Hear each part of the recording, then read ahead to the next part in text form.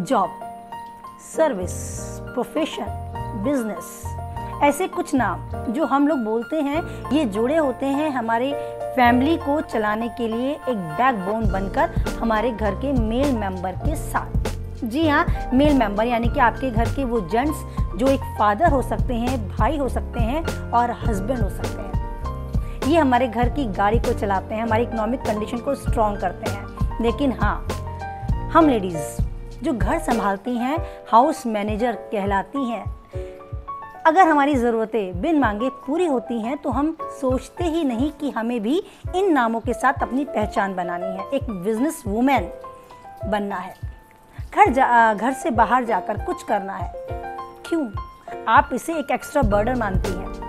अगर ऐसा कुछ आपके मन में चल रहा है कि हम क्यों करें जॉब, जब हमें हमारी सारी ज़रूरतें घर बैठे बिन मांगे पूरी हो जाती हैं, तो हम क्यों करें?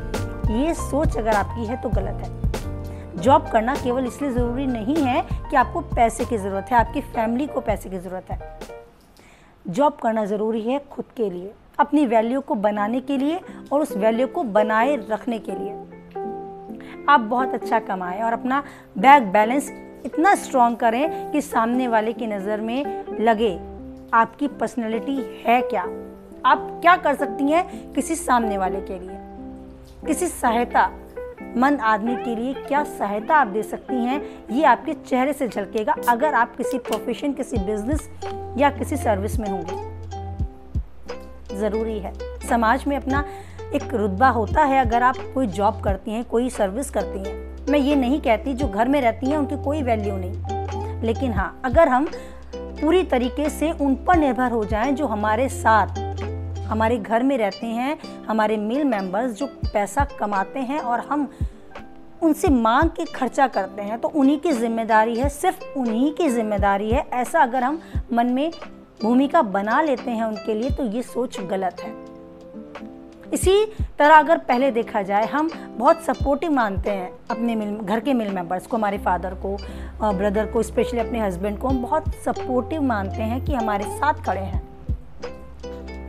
आज खड़े हैं, कल भी खड़े रहेंगे और परसों भी। आपके पास गारंटी है? हस्बैंड सच में हमारे बैकबोन हैं, हमारे साथ खड़े हैं, हमारे जीवन की हर ज़रूरतें पूरी करने की जिम्मेदारी उन पर है। लेकिन द्रौपदी के पास 5 सपोर्टिव पर्सन थे। कितना सपोर्ट उन्होंने किया, महाभारत में मुझे बताने की ज़रूरत ही नहीं। जब समय खराब आया तो द्रौपदी को ही दांव पर लगा दिया।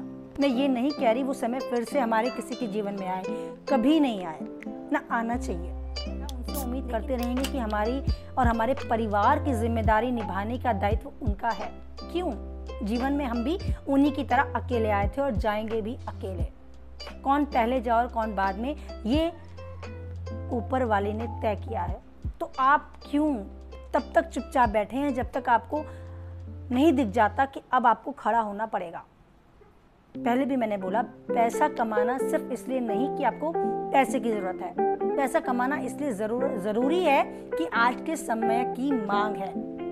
आपकी एज बढ़ रही है, समय बढ़ रहा है और आप पीछे हट रही हैं। अगर आप कुछ करेंगी, कुछ कमाएंगी और अपनी इकोनॉमिक कंडीशन को स्ट्रॉन्ग करेंगी, तो ना केवल आप अपनी बल्कि औरों की भी मदद करने लायक बन जाएंगी। और ऐसा होना एक बहुत बड़ी बात होती है अपने आप। किसी की मदद करने लायक बन जाना, बनाने के लिए हाथ होता है उस ईश्वर का, लेकिन एक कदम आपको चलना होता है, अपनी सोच को उस तरफ लगाना होता है, साथ वो ईश्वर देता है। अगर आप भी चाहती हैं कि यस कुछ करना चाहिए, घर बैठे बैठे कब तक यूं ही सोचते रहेंगे, कब तक दूसरों को देखते रहेंगे?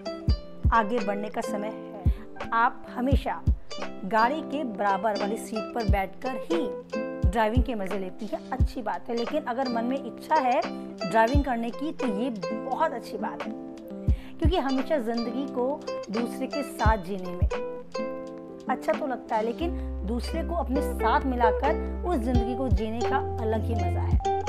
साथ बने, किसी के सपोर्ट के लिए साथ खड़े होना बहुत ज़रूरी है। और उसी के लिए मैं चाहती हूँ कि हर वो लेडीज़ जो घर बैठी है हमेशा तैयार रहें कि जब आपका ड्राइवर यानी कि आपके साथ में सपोर्टिव पर्सन, आपके पेरेंट्स, आपके हस्बैंड, आपके भाई कभी मुड़कर देखें कि मैं थक गया, तो आपका फेस हमेशा तैयार रहे कि आई एम रेडी। मैं ड्राइविंग करूं?